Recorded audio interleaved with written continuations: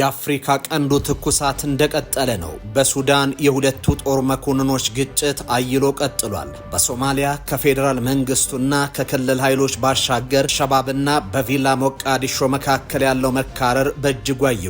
በጅቡቲ የሀያላኑ ሀገራት የጦር ሰፈር ግንባታ ተጧጥፏል። ደቡብ ሱዳን በሁለት እግሯ ለመቆም የምታደርገው መውተርተር ስኬታማ አይደለም። በኢትዮጵያ የጠመንጃ ድምጾች በየቦታው ይሰማሉ። ኤርትራ በሳዋ በገፍ ወታደራዊ ሰልጣኞችን እያመረተች ነው። 2010 ላይ በሁለቱ ሀገራት መካከል እርቅ ተፈጥሮ አዲስ ምዕራፍ ቢከፈትም አሁን ላይ ግን ወደ ቀደመው መኮራረፍ ተመልሷል። ፕሬዝዳንት ኢሳያስ አፈወርቂ ክተት አውጇል። ሁለቱ ሀገራት ወደ ጦርነት ይገባሉ በሚልም በርካቶች ስጋታቸውን እያስቀመጡ ይገኛሉ። ሀገራቱ የወታደራዊ ጡንቻቸውን ለማሳየት እሽቅድድም ላይ መሆናቸውን የተነገረው። ለመሆኑ ከኢትዮጵያና ከኤርትራ የመከላከያ ኃይሎች የትኛው ይበልጣል? የኢትዮጵያ ወይስ ኤርትራ? የተመለከትናቸው የተለያዩ ወታደራዊ የውድድር ማንጻሪያዎች ላይ የህዝብ ብዛትን የመጀመሪያ መስፈሪያ ነጥብ አድርገው ይወስዳሉ።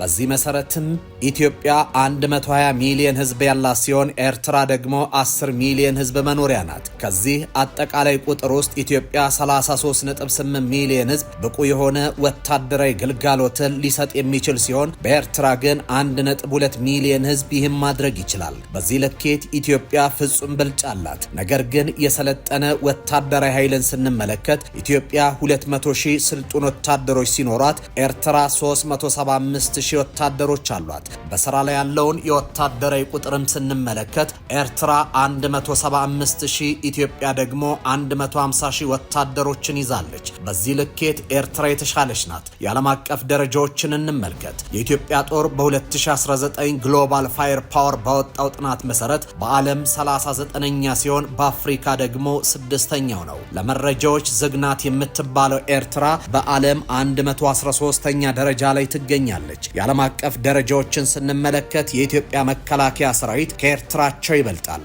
ሌላው የማንጻሪያ ነጥብ የሚሆነው መከላከያ ኃይሎቹ ያላቸው የጦር መሳሪያን የተመለከተ ነው። በዚህ ልኬት ውስጥ ከሚካተቱ ጉዳዮች በቀዳሚነት የሚመጣው አየር ኃይል ነው። በተለይ በዚህ በዘመናዊ ዓለም አየርን መቆጣጠር ወይም አየር ላይ የሚኖር የበላይነት የምድር ላይ የበላይነትን ለማረጋገጥ እጅግ ወሳኝ መሆኑ ይነገራል። ለማሳያነት በአዘርባይጃንና በአርሜኒያ መካከል በተደረገው ጦርነት አዘርባይጃን ቱርክ ላይ ለተቀዳጀችው ድል ትልቁ ሚና የወሰዱት የቱርክ ድሮኖች ናቸው። በሽር አልአሳድ በአየሩ ላይ በነበራቸው የበላይነት ምክንያት የአረብ አብዮት አመፅን ሊሻገሩ ችሏል። የኢትዮጵያና የኤርትራ የአየር ላይ ጦር የበላይነት ጉዳይ ስንመረምረው ግሎባል ፋየር ፓወር ይህን ይለናል። ኢትዮጵያ አየር ኃይል 400 ጄቶች አሉት። 5000 የሰው ኃይል ያለው ነው። የኢትዮጵያ አየር ኃይል ኤስዩ 27 አይነት ተዋጊ ጄቶችን በመሳሰሉ ዘመናዊ አቅምን በሚሰጡ መሳሪያዎች የተጠናከረ ነው። ሀገሪቱ ከቅርብ ዓመታት ወዲህ የድሮን ቴክኖሎጂን የታጠቀች መሆኑ ደግሞ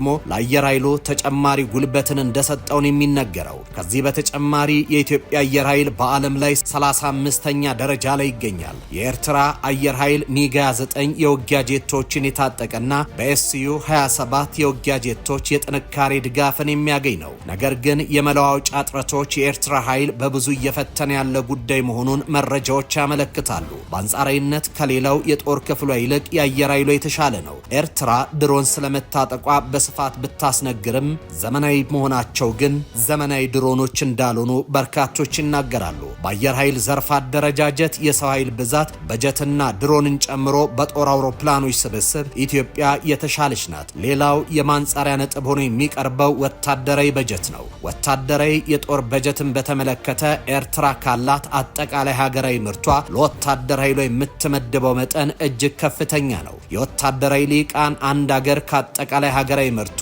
እስከ 2% ድረስ ለወታደራዊ ኃይሉ ቢመድብም በቂ ነው ይላሉ። ኤርትራ ግን ከአጠቃላይ ሀገራዊ ምርቷ 6.3% ለወታደራዊ ኃይሏ በመመደብ ከዓለም ጥቂት ሀገራት መካከል አንዷ ነች። ኢትዮጵያ ከአጠቃላይ ሀገራዊ ምርት 0.9% በጀትን ለወታደራዊ ግልጋሎት የምትመድብ መሆኗ ሀገሪቱ ጤናማ የሆነ ወታደራዊ በጀት ምደባ ውስጥ የሚያስቀምጣት ነው የሚሆነው። ነገር ግን አጠቃላይ ቁጥራዊ በጀቱን ከተመለከትን ኤርትራ ለወታደራዊ ኃይሏ 100 ሚሊዮን የአሜሪካን ዶላር በጀትን ስትመድብ ኢትዮጵያ ደግሞ የኤርትራን 2 እጥፍ በመላክ 280 ሚሊዮን የአሜሪካን ዶላር በጀትን ለወታደራዊ ኃይሏ ትመድባለች። በዚህ ንጻሬ ኢትዮጵያ በተሻለ ደረጃ ላይ ትገኛለች። የባህር ኃይልን በተመለከተ ኤርትራ በተሻለ ደረጃ ላይ ትገኛለች። ኤርትራ የባህር ኃይል ያላት ሀገር ስትሆን ባለፉት 20 ዓመታት ከባህር በር የተነጠለችው ኢትዮጵያ የባህር በርን ለማግኘት ሰፊ የሆነ ጥረትን በማድረግ ላይ ነው የምትገኘው። ነገር ግን 2 ወደብ ያላት ኤርትራ ከኢትዮጵያ የተሻለ የባህር ኃይል አላት። በዚህ ንጻሬ ኤርትራ የተሻለች ናት። ሌላው የማንጻሪያ ነጥብ የምድር ኃይልን የሚመለከት ነው። በዚህ ንጻሬ መሰረት ኢትዮጵያ ከዓለም 39ኛ ደረጃ ላይ ትገኛለች። ኤርትራ ደግሞ 113ኛ ናት። ነገር ግን የኢትዮጵያ አየር ኃይል ነጥለን የወሰድን እንደሆነ በዓለም 35ኛ ደረጃ ይገኛል።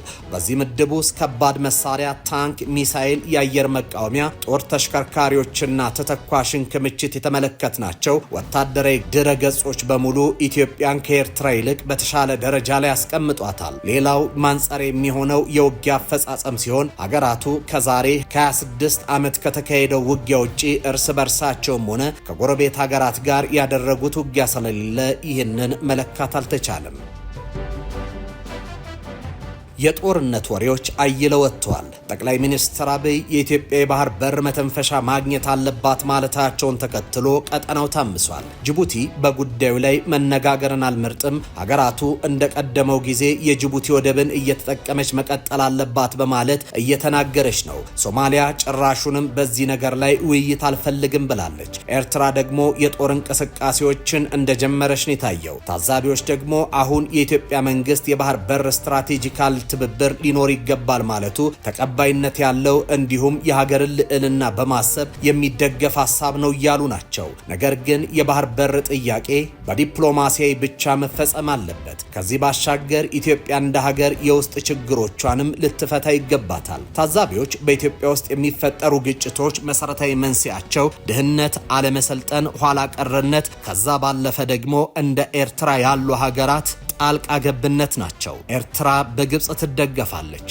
ከግብጽ የምታገኛቸውን ጦር መሳሪያዎች ደግሞ ኢትዮጵያን ለማተራመስ ትጠቀመዋለች። ኢትዮጵያ ኤርትራን አደብ ማታስገዛ ከሆነ አሁንም ቢሆን የውስጥ ሰላሟን እየታመሰ እንዲቀጥል ያደርገዋል። ይህ ደግሞ ዘርፈ ብዙ ችግሮችን ይወልዳል። ችግሮች ቢደራረቡም እንደ ዜጋ ባላንጣ የሆኑት የውጭ ኃይሎች መለየትና ጸረ ኢትዮጵያ አጀንዳቸውን ማክሸፍ ግዴታ አለብን ሲሉ ተንታኞች ያስረዳሉ።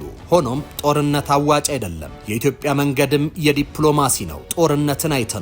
በጦርነት ከስረናል፣ አተናል። በመሆኑም ሁሉም ወገን ለሰላም እጁን መዘርጋት አለበት። የአፍሪካ ቀንድ እድገት ከትብብር እንጂ ካፈሙዝ ላንቃ አይቀዳም።